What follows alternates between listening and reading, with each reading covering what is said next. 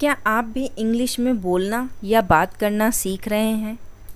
क्या आपके साथ भी ऐसा होता है कि बार बार पढ़ने के बाद भी टेंसेस किताबों में ही बंद रह जाते हैं, दिमाग तक आ ही नहीं पाते? तो गाइस, ये वीडियो आपके लिए बहुत ही इम्पोर्टेंट होने वाली है। अंत तक बने रहिए, क्योंकि आज हम ग्रामर का बहुत ही इम्पोर्टेंट पार्ट डिस्कस करने वाले हैं। Yes, tenses. Tenses are the most important part of English language and English grammar.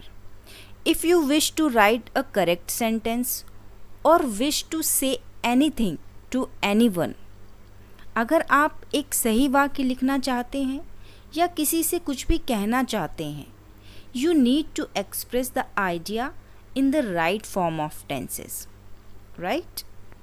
आपको सही टेंसेस, जिसे हम हिंदी में काल कहते हैं, सही काल के रूप में विचार व्यक्त करना होगा। So let's get started.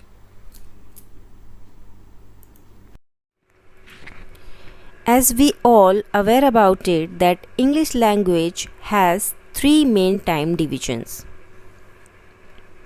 Tense, जिसे हिंदी में हम काल कहते हैं, ये 3 भागों में विभाजित है, और वो हैं present, past, future. Present means वर्तमान काल, जो हम आज के बारे में बात करते हैं।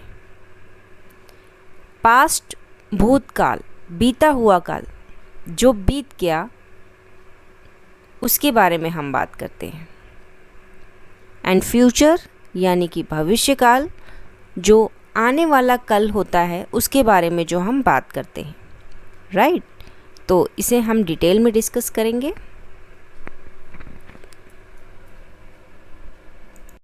काइंड्स ऑफ टेंस, जैसा कि हमने बताया कि काइंड्स ऑफ टेंस ये 3 भागों में विभाजित हैं, present, past and future. Present यानी कि वर्तमान काल, पास्ट यानी कि भूतकाल एंड फ्यूचर यानी कि भविष्य काल। तो पहले हम प्रेजेंट टेंस की बात कर लेते हैं। प्रेजेंट टेंस यानी कि वर्तमान काल। It tells about what is happening currently.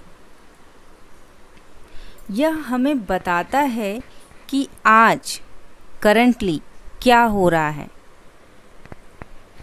N action which is done at the present time called present tense. For example, आज किस तरीके के सेंटेंस हम यूज़ कर सकते हैं? आज किसी कार्य का होना। फॉर एग्ज़ाम्पल, मैं पढ़ता हूँ, आई स्टडी।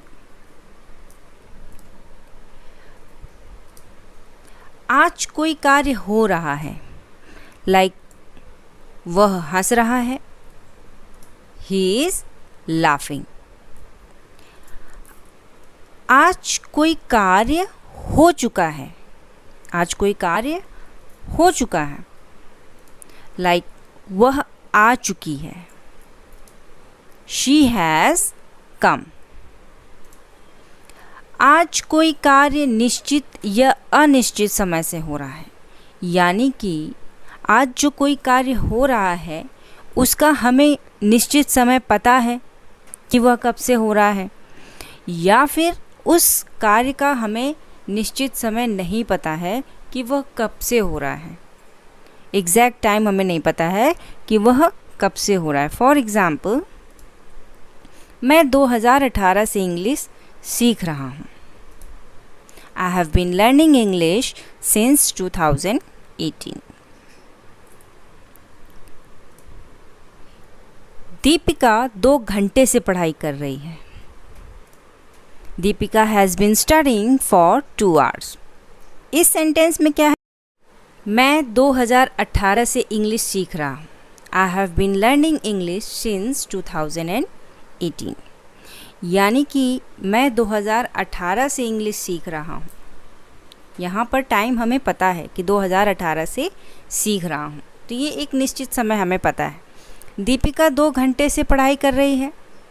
2 घंटे से पढ़ाई कर रही है, लेकिन कितने बजे से और या कितनी देर अभी और पढ़ेगी ये कुछ अभी पता नहीं है निश्चित समय। तो इस तरीके से आज में जो वाक्य बनते हैं वो इस तरह से बनते हैं और इसे आप अपनी डेली लाइफ में अप्लाई करिए। तो these are the examples of present tense. Past tense, जिसका हिंदी में मतलब होता है भूतकाल। What has already happened means जो बीते हुए कल में ऑलरेडी हो चुका है, जिसका आज से कोई भी संबंध नहीं है।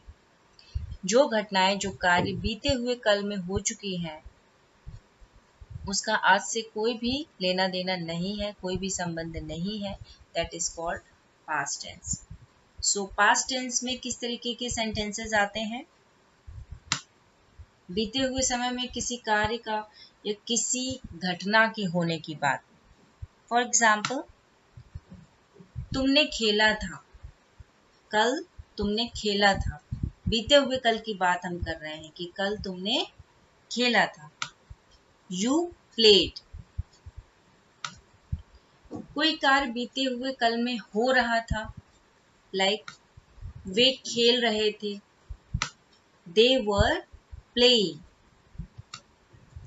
या बीते हुए कल में कोई कार्य हो चुका था जिससे आज का कोई लेना देना नहीं है। बीते हुए कल की बात कर रहे हैं कि बीते हुए कल में कोई कार्य हो चुका था। मीन्स जैसे वह आ चुकी थी, कल वह इतने समय तक आ चुकी थी। सो वह आ चुकी थी, शी हैड कम। या किसी समय से शुरू होकर होता चला आ रहा था, मतलब कल कोई कार्य शुरू हुआ और होता चला आ रहा था।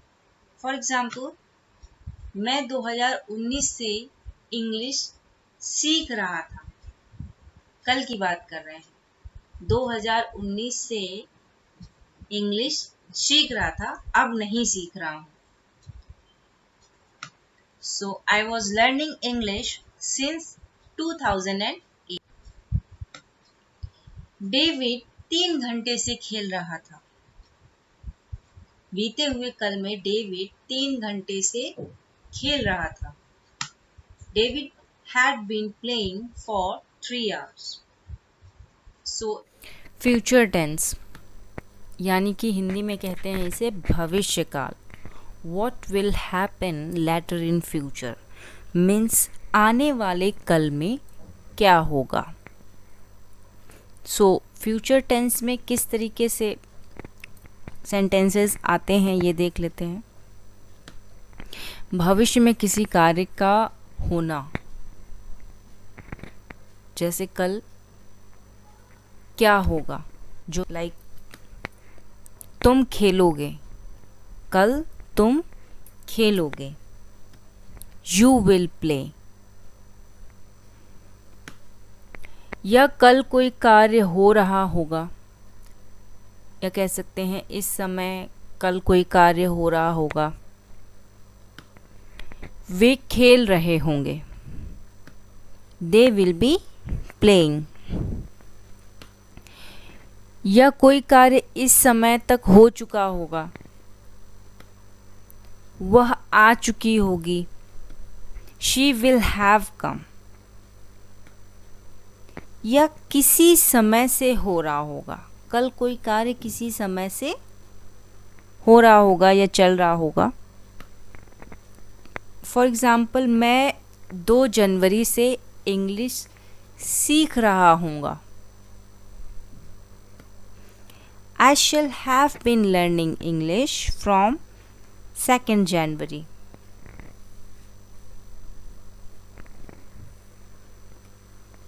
डेविड 3 घंटे तक खेलता रहेगा। कल डेविड 3 घंटे तक खेलता रहेगा। David will have playing for 3 hours.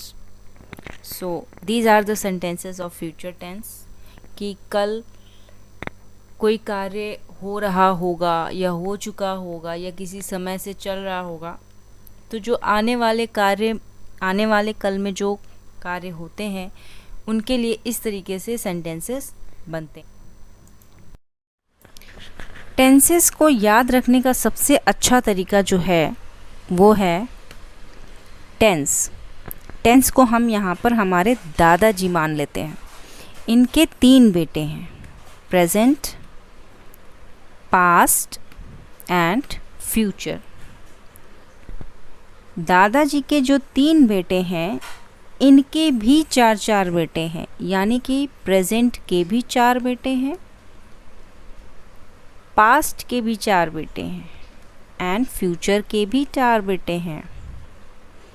तो प्रेजेंट के जो 4 बेटे हैं वो हैं present indefinite tense, present continuous tense, present perfect tense and present perfect continuous tense. Past के जो 4 बेटे हैं वो है past indefinite tense, past continuous tense, past perfect tense and past perfect continuous tense. इसी तरीके से फ्यूचर के जो 4 बेटे हैं वो हैं future indefinite tense, future continuous tense, future perfect tense and future perfect continuous tense.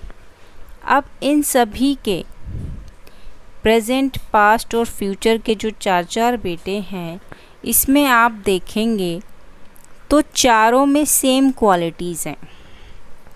Past के, प्रेजेंट के एंड फ्यूचर के।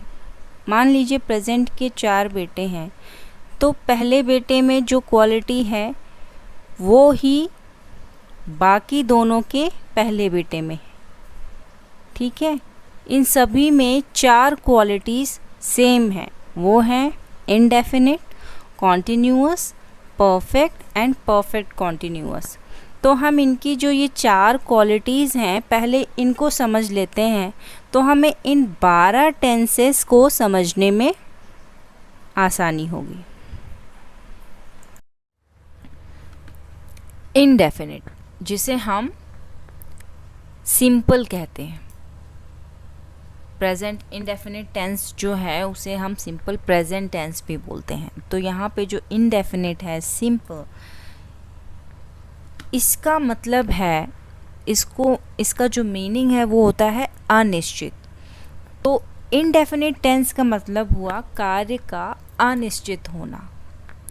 किसी कार्य के, कोई वाक्य है उसमें किसी कार्य के समय का पता ना होना कि वो कब से हो रहा है, राइट, कब से हो रहा है या कब तक होगा, इस बात का समय का पता ना होना, तो उसमें कार्य का अनिश्चित होना इंडेफिनिट कहलाता है। सो फॉर एग्जाम्पल, मैं पढ़ता हूँ,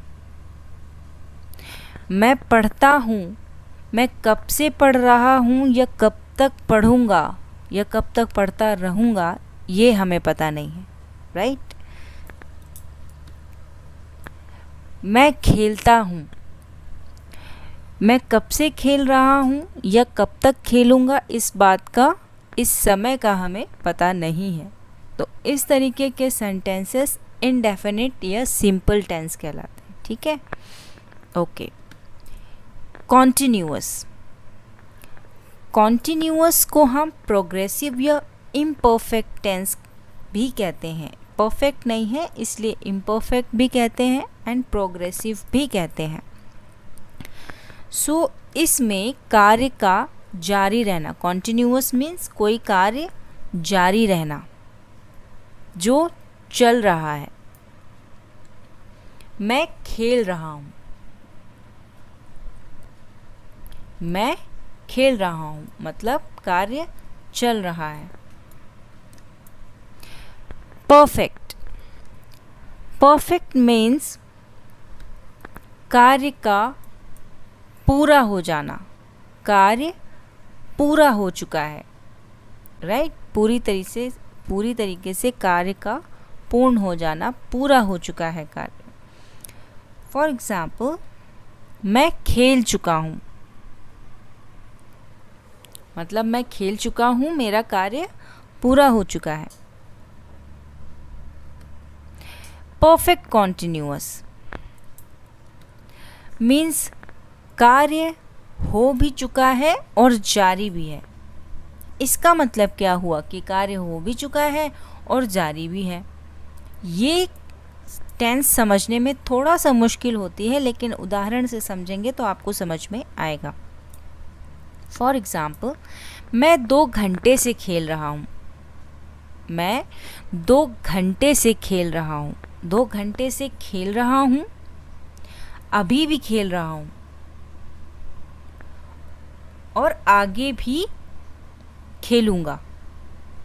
ठीक है, मतलब आगे भी खेलता रहूँगा। कितना खेलूँगा अभी इस बात का पता नहीं। खेल रहा हूँ और आगे भी खेलूँगा। इस तरीके से कार्य हो भी चुका है, मतलब 2 घंटे से खेल रहा हूँ, अभी भी खेल रहा हूँ और अभी खेलता रहूँगा। मैं 2018 से इंग्लिश सीख रहा हूँ, मतलब 2018 से इंग्लिश सीख रहा हूँ, अभी भी सीख रहा हूँ और जारी है कार्य कि मैं अभी सीख रहा हूँ, आगे भी सीखता रहूँगा। तो चल रहा है कार्य, इस बात का पता चल रहा है। कोई कार्य करता आ रहा हूँ किसी समय से, अभी भी कर रहा हूँ और आगे भी ये कार्य चलते रहने, जारी रहने की उम्मीद है। तो इस तरीके से सेंटेंस बनते हैं परफेक्ट कॉन्टिन्यूअस में। टेंसेस को समझने के लिए बहुत ही इम्पॉर्टेंट चीज़ है, वो है पैटर्न। क्योंकि टेंसेस में जो हम सेंटेंस बनाते हैं, उन सेंटेंसेस को बनाने के लिए हमें जिस पैटर्न की ज़रूरत होती है वो है ये पैटर्न। तो पैटर्न में क्या है? सब्जेक्ट है, वर्ब है और ऑब्जेक्ट है। Subject plus verb plus object, ये है हमारा एक पैटर्न। तो इसमें समझ लेते हैं सब्जेक्ट क्या है। ये हम पहले भी पढ़ चुके हैं, ग्रामर इतने दिनों से पढ़ रहे हैं तो हमें पता है सब्जेक्ट, वर्ब, ऑब्जेक्ट। लेकिन फिर भी मैं बता देती हूँ कि सब्जेक्ट यहाँ पर हम वो मानते हैं जिसके द्वारा कार्य किया जा रहा है। जिसके द्वारा कार्य किया जा रहा है वो एक व्यक्ति हो सकता है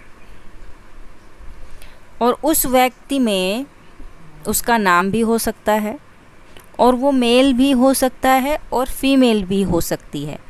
मीन्स यहाँ पर नाम हो सकता है लाइक राहुल, गीता, और या मेल और फीमेल भी हो सकता है जिसको हम प्रोनाउंस भी यूज़ कर सकते हैं like he, she, it.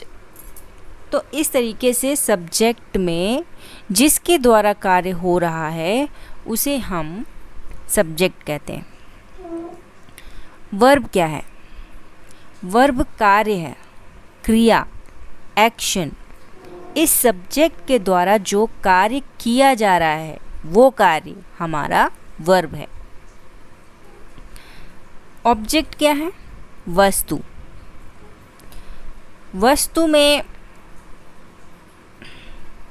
Subject के द्वारा जो कार्य किया जा रहा है, किस वस्तु पर किया जा रहा है, किस वस्तु के द्वारा किया जा रहा है, तो उसे हम ऑब्जेक्ट कहते हैं। For example, she is playing guitar. She हमारा आपको समझ में आ गया होगा कि एक सब्जेक्ट है, शी सब्जेक्ट है और शी के द्वारा क्या कार्य किया जा रहा है? प्ले किया जा रहा है, प्लेइंग, ये हमारा कार्य है। तो ये हमारा वर्ब है। और शी जो प्ले कर रही है, किस वस्तु को यूज़ करके प्ले कर रही है? गिटार। तो गिटार हमारा वस्तु है। तो शी हमारा क्या है? सब्जेक्ट, प्लेइंग हमारा वर्ब है एंड गिटार हमारा ऑब्जेक्ट है। तो आई होप आपको ये पैटर्न बहुत अच्छे से समझ आ गया है और ये आगे हमारे बहुत काम आने वाला है सेंटेंस बनाने में. So let's move ahead. ये हैं हमारे 12 टेंस, जिसमें आज हम पढ़ेंगे present indefinite tense, past indefinite tense and future indefinite tense. So शुरू करते हैं. प्रेजेंट इंडेफिनिट टेंस, जिसे हम सिंपल प्रेजेंट टेंस भी कहते हैं. Present indefinite tense. Guys, tenses को शुरू करने से पहले, यहाँ से हम टेंसेस स्टार्ट कर रहे हैं, तो एक चीज़ हमेशा माइंड में रखिए कि अगर आप इंग्लिश बोलना चाहते हैं या इंग्लिश बोलना सीख रहे हैं, तो इन सेंटेंसेस को अपनी डेली रूटीन में जो सेंटेंसेस हैं उसमें अप्लाई कीजिए. ओके, तभी इन टेंसेस को समझने का कोई बेनिफिट है. So let's start. Present indefinite tense means सिर्फ आज की बात, जिसका कोई पास्ट से या फ्यूचर से कोई रिलेशन, कोई संबंध नहीं है. हम सिर्फ आज की बात करते हैं. और प्रेजेंट इंडेफिनिट टेंस को हम सिंपल प्रेजेंट टेंस भी कहते हैं. ये सिंपल एंड पॉजिटिव, सकारात्मक सेंटेंसेस होते हैं, राइट. इनकी पहचान होती है कि वाक्य के अंत में क्रिया के साथ ता है, ती है या ते है, इस तरह से लगा होता है वाक्य के अंत में क्रिया के साथ. ओके, सो सबसे अच्छी बात है कि हमें प्रेजेंट इंडेफिनिट टेंस की पहचान पता है. ओके, एग्जाम्पल्स देख लेते हैं कैसे. मैं एक पुस्तक पढ़ता हूँ. पढ़ता हूँ, ये जो ता हूँ लगा है, इससे हमें पता चल रहा है कि ये प्रेजेंट इंडेफिनिट टेंस है. मैं एक पुस्तक पढ़ता हूँ, इसका कोई पास्ट से रिलेशन है? नहीं पता चल रहा पास्ट का कुछ भी हम इसमें कह रहे हैं, और ना ही कोई फ्यूचर का टेंस निकल रहा है कि हम कोई आने वाले कल की कोई बात बता रहे हैं. मैं आज की बात कर रहा हूँ कि मैं एक पुस्तक पढ़ता हूँ. सिंपल सेंटेंस है, आई रीड अ बुक. आप नहीं खेलते हैं, ते हैं. आप नहीं खेलते हैं, you do not play. Negative sentence है ये. क्या आप लोग हंसते हैं? क्या आप लोग हंसते हैं, ते हैं. इंट्रोगेटिव सेंटेंस है ये, डू यू लाफ. क्या तुम स्कूल नहीं जाते हो, ते हो. क्या तुम स्कूल नहीं जाते हो. इंट्रोगेटिव नेगेटिव सेंटेंस है ये, do you not go to school. So इस तरीके से हम प्रेजेंट में जो सेंटेंसेस, जो वाक्य बोलते हैं, वो इस तरह के होते हैं. सो इसे आप अपनी डेली लाइफ में अप्लाई करके देखिए कि आज के दिन, जिसका कोई पास्ट से या फ्यूचर से कोई रिलेशन ना हो, ऐसे वाक्य को बोलकर देखिए. सिर्फ आज की बात करिए, राइट. प्रैक्टिस करिए तो आपको समझ में आएगा.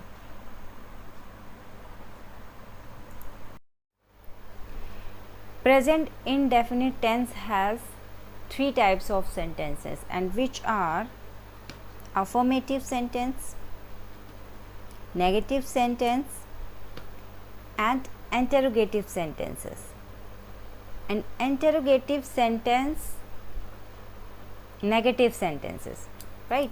So let's affirmative sentences. Affirmative sentence क्या होते हैं? एक चीज़ हमेशा सेंटेंसेस को बनाते समय ध्यान रखिए, सेंटेंसेस को बोलते समय ध्यान रखिए कि हम सिंगुलर के बारे में बात कर रहे हैं, चीज़ें सिंगुलर हैं या प्लूरल हैं, क्योंकि सिंगुलर के साथ चीज़ें अलग होती हैं एंड प्लूरल के साथ चीज़ें अलग होती हैं. हमें पता चलना चाहिए कि हम सिंगुलर व्यक्ति के बारे में बात कर रहे हैं या प्लूरल व्यक्ति के बारे में बात कर रहे हैं. सिंगुलर आप सभी को पता है, एक वचन, कोई एक व्यक्ति, कोई एक चीज़. एंड प्लूरल मीन्स कई, जब हम कई व्यक्तियों के बारे में बात करते हैं, कई चीज़ों के बारे में एक साथ बात करते हैं, तो वो चीज़ें प्लूरल हो जाती हैं, राइट? तो अफर्मेटिव सेंटेंस में भी for singular subject, singular subject क्या हो सकते हैं? ही, शी, इट, कोई नाम या कोई सिंगुलर नाम. ही, शी, इट, कोई नाम या फिर कोई सिंगुलर नाउन, राइट? सो इसके लिए जो रूल है वो है सब्जेक्ट प्लस वर्ब के साथ क्या होता है? एस लगता है या फिर ई एस लगता है, plus object and plus other word. So चलिए कुछ एग्जाम्पल्स देख लेते हैं. Mary feeds her dog. Mary अपने कुत्ते को खाना खिलाती है. तो यहाँ पर आप देख रहे हैं मैरी, जैसा कि मैं पहले ही बता चुकी हूँ, कोई नाम, ही, शी, इट, ये सारी चीज़ें सिंगुलर सब्जेक्ट में आती हैं. तो मैरी हमारा एक सब्जेक्ट है. मैरी किसी एक वुमन के बारे में हम बात कर रहे हैं, तो ऑब्वियसली ये सिंगुलर है. Feeds her dog. फीड्स क्या कार्य हो रहा है? खिला रही है, ये हमारा वर्ब है. हर डॉग, अपने कुत्ते को. सो डॉग यहाँ पर हमारा एक ऑब्जेक्ट है. तो जैसे कि हमने बताया कि सब्जेक्ट प्लस वर्ब के साथ एस या ई एस लगता है and plus object plus other word. तो यहाँ पर फीड में एस लगा हुआ है. Mary feeds her dog, feed के साथ में एस लगा हुआ है. Let's take another example. Bot never washes his car. Bot अपनी कार कभी नहीं धोता है. सो बॉट एक नेम है, सब्जेक्ट है. नेवर वॉशेस, यहाँ पे वॉशेस, वॉश एक वर्ब है. वर्ब में है यहाँ पर ई एस लगा हुआ है वॉश में. हिज कार, कार एक ऑब्जेक्ट है. तो वॉश के साथ में यहाँ पर ई एस लगा हुआ है. Let's take one more example. She goes to school. यहाँ पर शी एक सब्जेक्ट है, गोज़ जा रही है, तो यहाँ पर गो के साथ ई एस लगा है. टू स्कूल, वह स्कूल जाती है. सो यहाँ पे गो के साथ में ई एस लगा हुआ है. अगर एक चीज़ और याद रखिए, अगर यहाँ पर किसी वर्ब के साथ वाई लगा हुआ है, किसी वर्ब के वर्ड के लास्ट में वाई लगा हुआ है, तो वहाँ पर आई ई एस लग जाता है. Like the baby cries loudly. तो यहाँ पे क्राई का क्राइज हो गया. क्राई में लास्ट में वाई है, तो यहाँ पे हमने आई ई एस लगाया. सो ये चीज़ें ध्यान रखने वाली होती हैं, बहुत ही बेसिक और छोटी छोटी सी चीज़ें हैं, तो इन्हें याद रखिए।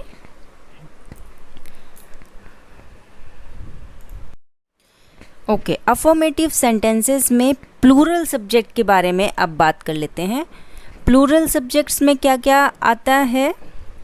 जैसा कि मैंने बताया, प्लूरल सब्जेक्ट्स में जब हम कई लोगों के बारे में बात करते हैं या जिन लोगों के बारे में बात कर रहे हैं वो कई लोग हैं, या कई वस्तुओं के बारे में हम जब बात करते हैं, या हम अपनी बात कर रहे हैं तो हमारे साथ कई लोग हैं, तो ये चीज़ें मैटर करती हैं सेंटेंसेस को बनाने में। या जब हम इंग्लिश में बोलते हैं कोई सेंटेंस, जब हम हमारे साथ कई लोगों के बारे में बात कर रहे हैं, कई वस्तुओं के बारे में बात कर रहे हैं, तो वहाँ चीज़ें अलग होती हैं, तो उन चीज़ों को भी समझ लीजिए। उसके लिए जो रूल है वो है, प्लूरल सब्जेक्ट्स में जो चीज़ें आती हैं वो वर्ड्स हैं I, we, you, they and plural nouns. So plural nouns, nouns में क्या क्या चीज़ें आती हैं, किन्हें हम नाउन्स कहते हैं, इसके लिए मैं वीडियो बना चुकी हूँ। अगर आपने वो वीडियो अभी तक नहीं देखा है तो ज़रूर देखें, आपको नाउन बहुत ही अच्छी तरीके से क्लियर हो जाएगा। सो प्लूरल सब्जेक्ट्स के लिए जो रूल है वो है सब्जेक्ट प्लस वर्ब की फर्स्ट फॉर्म प्लस ऑब्जेक्ट। तो यहाँ पे बहुत ही सिंपल सा सेंटेंस है, सब्जेक्ट है, वर्ब है एंड ऑब्जेक्ट है, यहाँ पे कोई चेंज नहीं है, वर्ब की फर्स्ट फॉर्म ही लगती है। सो बहुत ही सिंपल सेंटेंस बनते हैं। Let's look at these examples. I live in Delhi, I subject है, लिव रहता हूँ, लिव एक वर्ब है, फर्स्ट फॉर्म ही है इन दिल्ली, अदर वर्ड, दिल्ली हमारा ऑब्जेक्ट हो गया। सो इसी तरीके से कुछ और एग्जाम्पल्स देखते हैं। We run fast, we plural subject है, वी प्लूरल सब्जेक्ट है, रन वर्ब है, फर्स्ट फॉर्म है फास्ट, अदर वर्ड, इसे ऑब्जेक्ट मान लेते हैं। Children play, children plural form है सब्जेक्ट का, प्ले, प्ले कर रहे हैं, प्ले फर्स्ट फॉर्म है वर्ब की। Girls talk, girls subject plural है, कई सारी गर्ल्स हैं, टॉक फर्स्ट फॉर्म है, बात कर रहे हैं, क्रिया हो रही है, वर्ब की फर्स्ट फॉर्म है। सो इस तरीके से प्लूरल सब्जेक्ट के साथ हम अफर्मेटिव सेंटेंसेस इस तरीके से बनते हैं।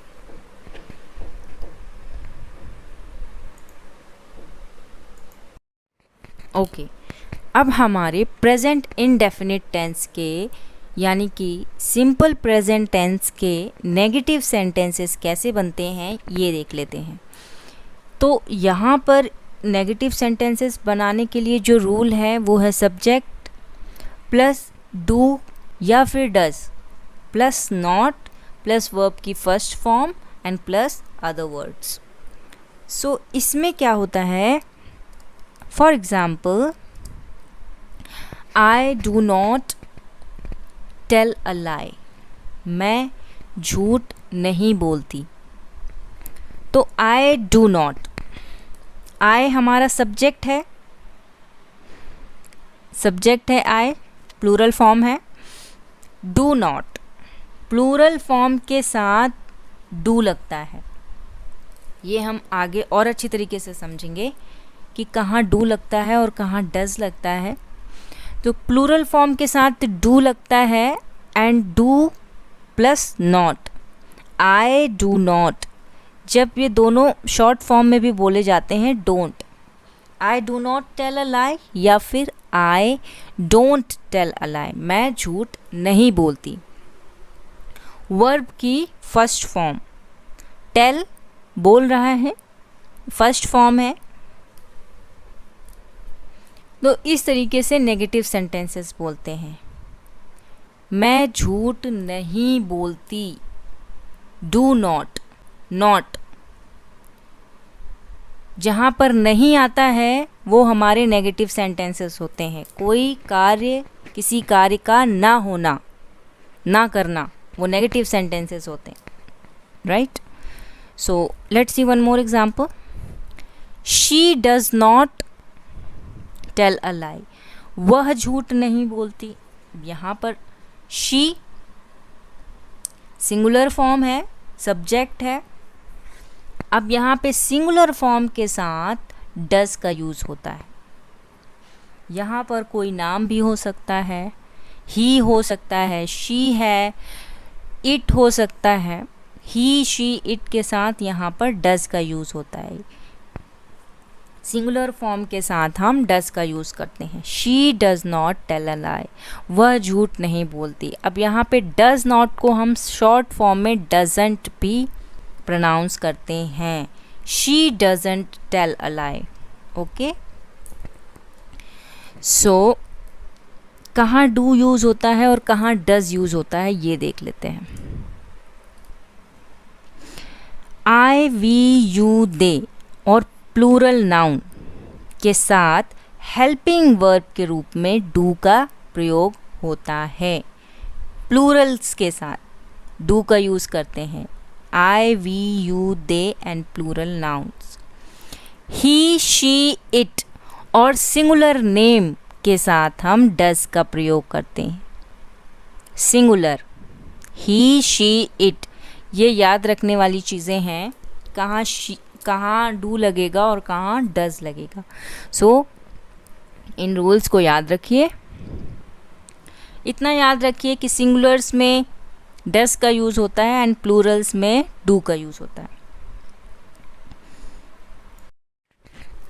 इंटेरोगेटिव सेंटेंस मीन्स प्रश्नवाचक वाक्य, जिनमें हम किसी से सवाल करते हैं, प्रश्न करते हैं। क्या तुमने खाना खा लिया? क्या तुम घूमने जाओगे?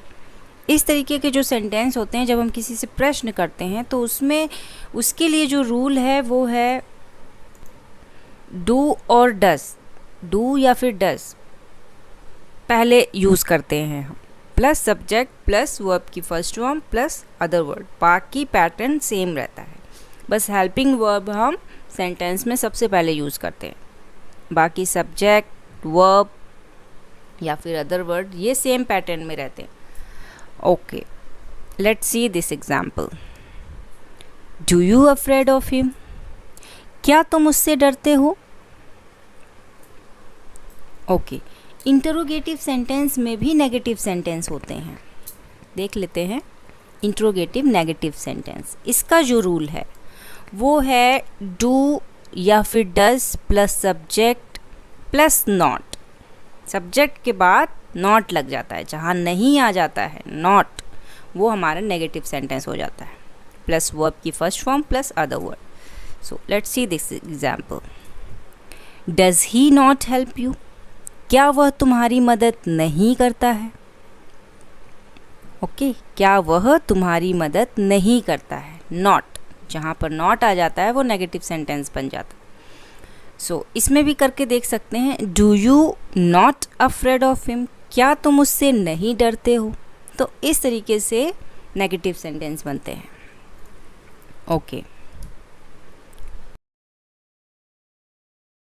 इसमें जो याद रखने वाली चीज़ है वो है इंट्रोगेटिव सेंटेंस में जो हम क्वेश्चन कर रहे हैं, क्या तुमने खाना खा लिया? क्या तुम घूमने जाओगे? क्या तुमने ये कर लिया?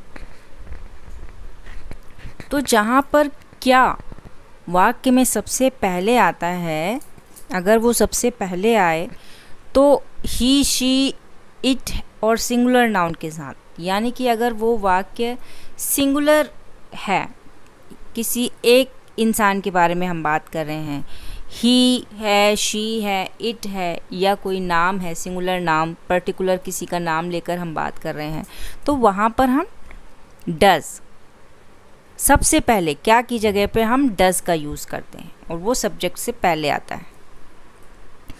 और बाकी सभी सब्जेक्ट के साथ हम डू यानी सब्जेक्ट से पहले हम डू का यूज़ करते हैं। बाकी सभी सब्जेक्ट्स क्या, जैसे कि आई, वी, यू, दे, ये सारे प्लूरल नाउन के साथ हम क्या की जगह पर डू का यूज़ करते हैं।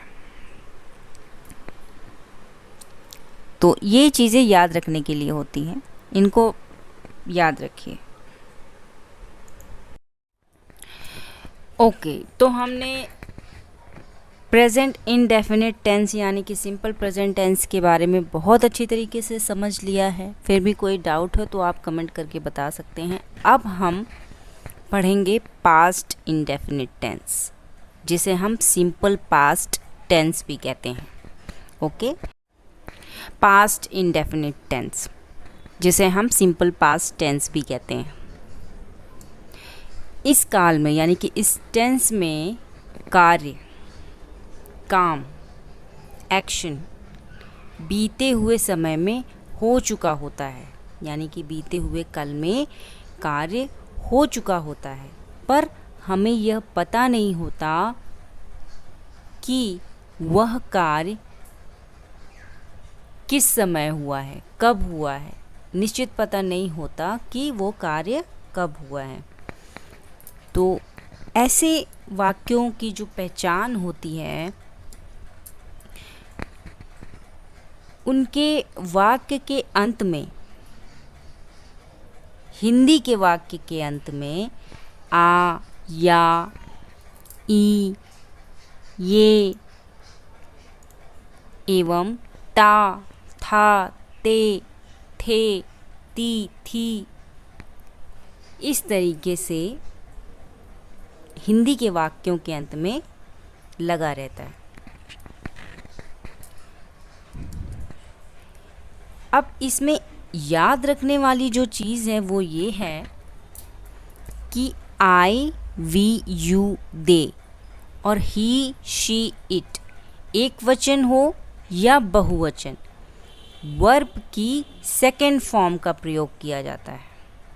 इन सभी के साथ सिंगुलर हो या प्लूरल हो, इन सभी के साथ वर्ब की सेकेंड फॉर्म का प्रयोग किया जाता है। जैसे एक वर्ड मैं बता रही हूँ, बाय, इसकी सेकेंड फॉर्म होती है बॉट।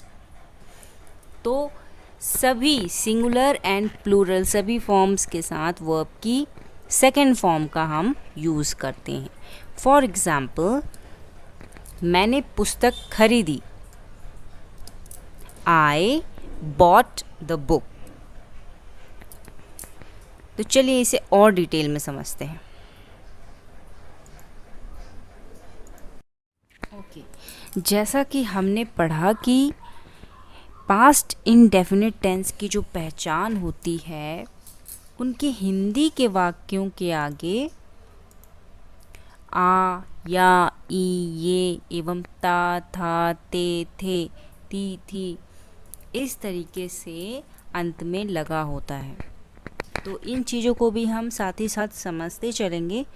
पहले मैं बता दूं कि पास्ट इंडेफिनिट टेंस के अफर्मेटिव सेंटेंस बनाने के लिए जो रूल है वो है, जो स्ट्रक्चर है वो है सब्जेक्ट प्लस वर्ब की second form plus object plus other words. कुछ एग्जाम्पल्स देख लेते हैं। तुमने एक पत्र लिखा, यहाँ पर लिखा आ की मात्रा है तो साउंड आ रहा है लिखा आ, तो ये हमारा ये साउंड, ये पहचान होती है लिखा यानी कि आ। तो यहाँ पे आ रहा है। अभी एक एग्जाम्पल और देखते हैं। उसने कल मुझे कलम दिया, दिया, अब यहाँ पे आखिरी में या आ रहा है, तो इस तरीके से वाक्य के अंत में या लगा हुआ है। एक एग्जाम्पल और देख लेते हैं। मैं इस घर में रहता था, था, ता, था, ते, थे, ती, थी इस तरीके से अंत में लगा होता है। वन मोर एग्जाम्पल, मोहन कल अपने पिता को देखने दिल्ली गया, या। तो इस तरीके से हिंदी के वाक्यों में आ, या, ई, ये एवं ता था, ते थे, ती थी, ये लगा होता है। सो अब जैसे अफर्मेटिव सेंटेंस बनाने के लिए स्ट्रक्चर है सब्जेक्ट प्लस वर्ब की second form plus object plus other words, singular हो या प्लूरल हो, सभी के साथ हमें वर्ब की सेकेंड फॉर्म लगानी है। ठीक है, तुमने एक पत्र लिखा, you wrote a letter, you wrote a letter, wrote ये राइट की सेकेंड फॉर्म है।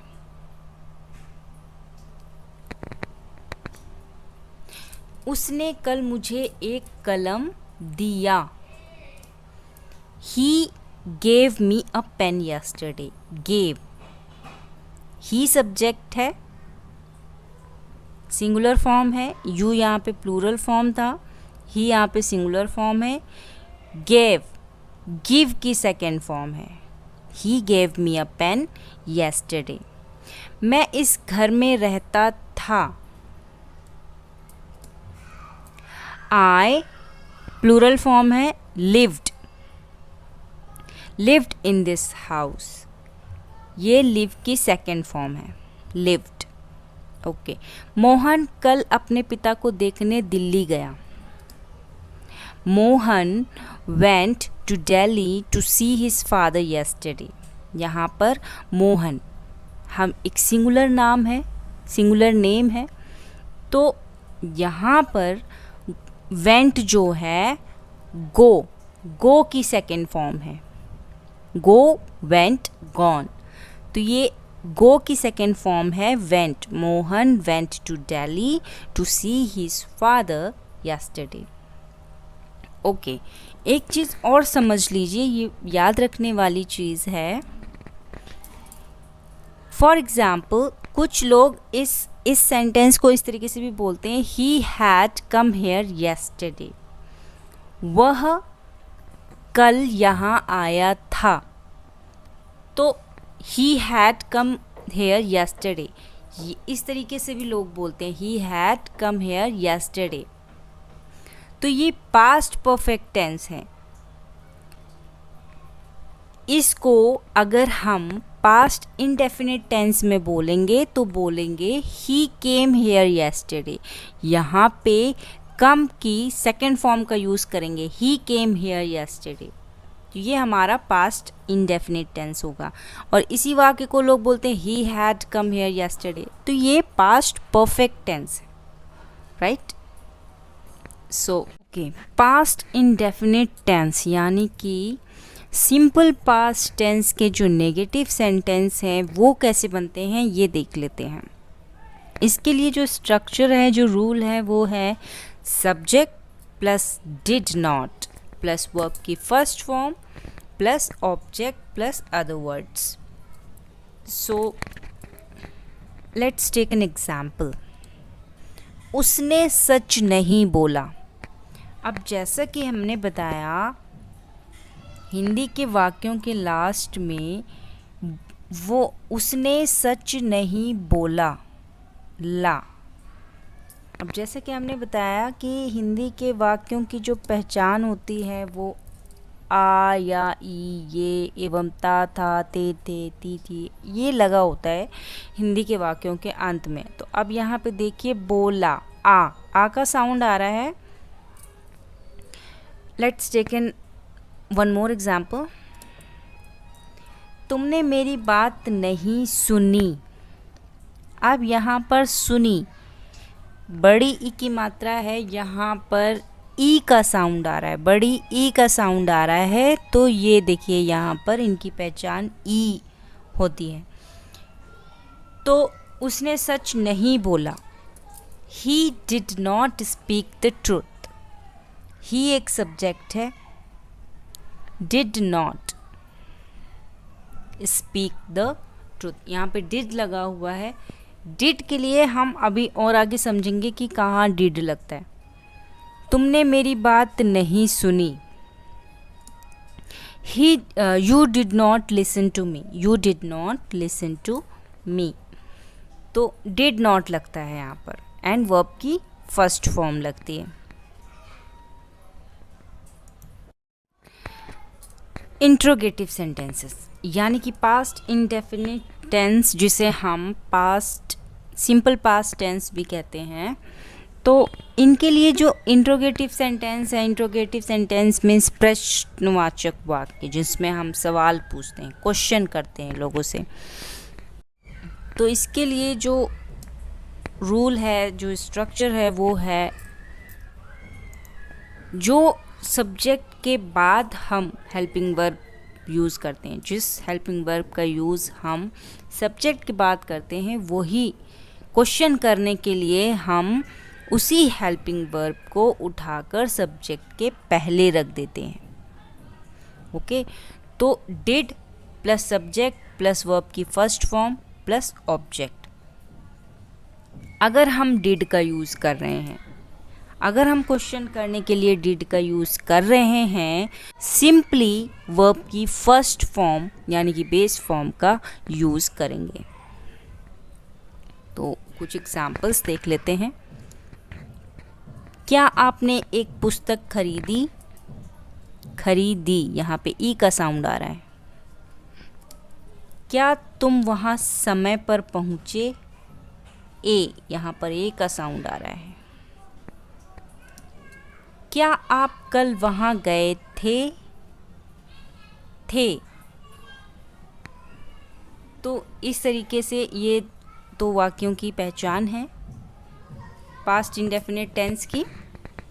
अब इंट्रोगेटिव सेंटेंस में क्या है कि हम क्वेश्चन कर रहे हैं, तो क्या वाक्य के सबसे पहले अगर क्या आता है तो इसकी जगह पर हम डिड, ये पास्ट इंडेफिनिट टेंस की बात हो रही है, सिर्फ पास्ट इंडेफिनिट टेंस में अगर हम क्वेश्चन कर रहे हैं तो क्या की जगह पर हम डिड का यूज़ करेंगे।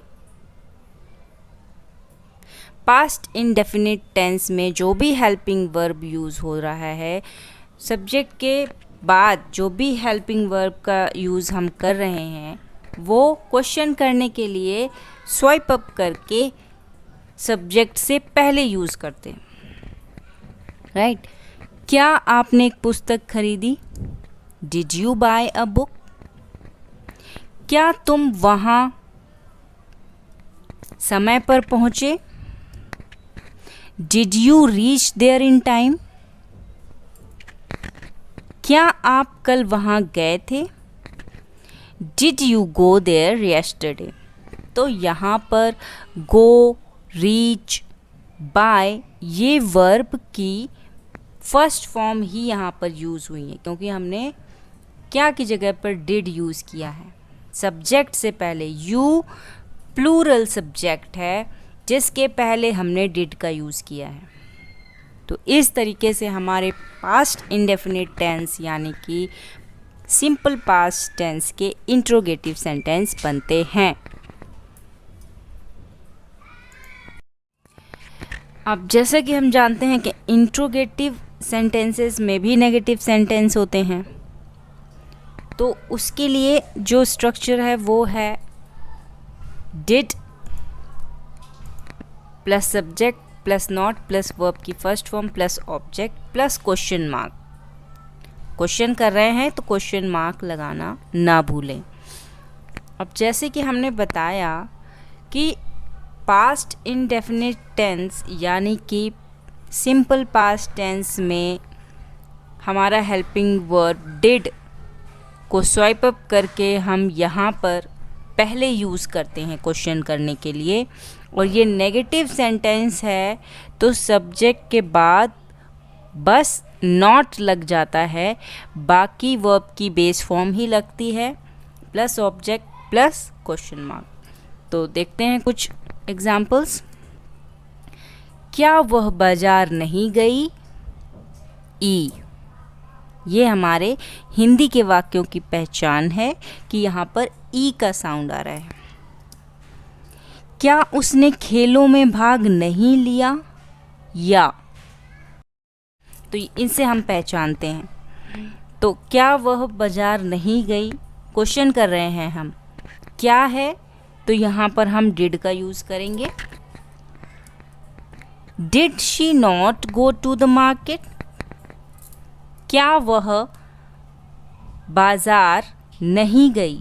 Did she not go to the market?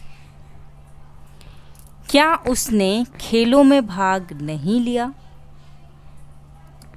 Did he not take a part in games? Did he not? She, he ये हमारे सब्जेक्ट हैं। शी के बाद नॉट लगा हुआ है, ही के बाद नॉट लगा हुआ है। नहीं, नहीं का मतलब नेगेटिव सेंटेंस। ओके, तो इस तरीके से हमारे नेगेटिव सेंटेंस बनते हैं, इंट्रोगेटिव नेगेटिव सेंटेंस। हमने पास्ट इंडेफिनिट टेंस यानी कि सिंपल पास्ट टेंस को बहुत अच्छी तरीके से समझ लिया है। अब हम पढ़ेंगे फ्यूचर इंडेफिनिट टेंस यानी कि simple future tense. Future indefinite tense को सिंपल फ्यूचर टेंस भी कहा जाता है। तो शुरू करते हैं। फ्यूचर इंडेफिनिट टेंस, जिसे हम सिंपल फ्यूचर टेंस भी कहते हैं। The future tense is used to describe the future events and that haven't occurred but possibly will occur in the future.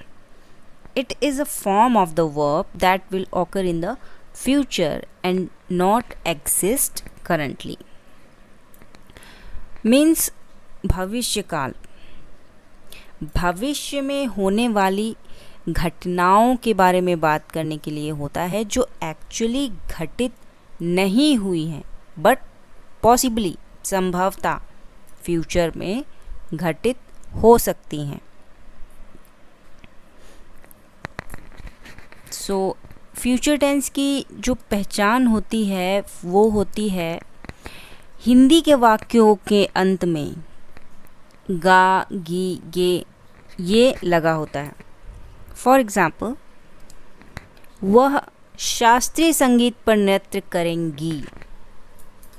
गी, यहाँ पर वाक्य के अंत में गी आ रहा है, राइट? तो ये फ्यूचर टेंस की पहचान होती। भविष्य में होगा, करेगा, होगी, तो ये हिंदी के वाक्यों के अंत में गा, गी, गे इस तरीके से आता है। वह शास्त्रीय संगीत पर नृत्य करेंगी। She will be dancing to the classical music. Okay, let's see one more example. Train 10 minute में रवाना होगी। यहाँ पर गी आ रहा है। ट्रेन 10 मिनट में रवाना होगी means the train will leave in 10 minutes.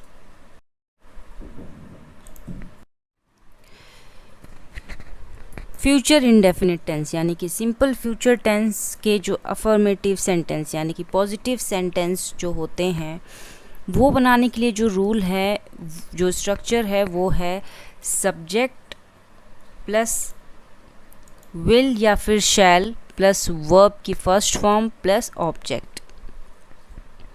यानी कि फ्यूचर के लिए एक बात याद रखिए, अगर हम फ्यूचर की बात कर रहे हैं तो विल या फिर शैल का यूज़ होता है। हेल्पिंग वर्ब के रूप में विल और शैल का यूज़ होता है। तो अब ये देख लीजिए कहाँ पर विल और कहाँ पर शैल यूज़ होता है।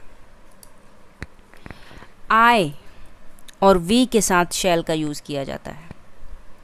ये चीज़ें याद रखने वाली होती हैं, इसको अपने दिमाग में रखिए कि आई और वी के साथ शैल का यूज़ किया जाता है और ही, शी, यू, दे के साथ विल का यूज़ किया जाता है। For example, I shall go to school tomorrow. I के साथ हमने शैल का यूज़ किया है। I shall go to school tomorrow. मैं कल स्कूल जाऊंगा। My mother will feed me. मेरी माँ मुझे खिलाएंगी या खाना खिलाएंगी, जो भी है। माई मदर विल फीड मी, मेरी माँ मुझे खिलाएगी। तो यहाँ पर माई मदर एक सब्जेक्ट है तो हमने विल का यूज़ किया है। ही, शी, यू, दे के साथ हम विल का यूज़ करते हैं। फ्यूचर इंडेफिनिट टेंस यानी कि सिंपल फ्यूचर टेंस के जो नेगेटिव सेंटेंस बनते हैं उसके लिए जो रूल है, जो स्ट्रक्चर है, वो है subject plus shall will plus not plus verb की first form plus object plus other word. Means helping verb के रूप में शैल विल लगेगा, नेगेटिव सेंटेंस है, फ्यूचर है, फ्यूचर टेंस है, तो सब्जेक्ट के बाद helping verb shall will plus not लग जाता है। नेगेटिव है इसलिए नॉट लग जाएगा हेल्पिंग वर्ब के साथ, प्लस वर्ब की first form plus object plus other word. Let's see some examples. तुम यह काम नहीं करोगे। नेगेटिव सेंटेंस है, तुम यह काम नहीं करोगे। You will not do this work. You हमारा सब्जेक्ट है, प्लूरल फॉर्म है। Will not do this work. वह मुझे पैसे नहीं देगा। गे, गा ये अंत में लगा हुआ है, और यू के साथ हम विल का यूज़ करते हैं।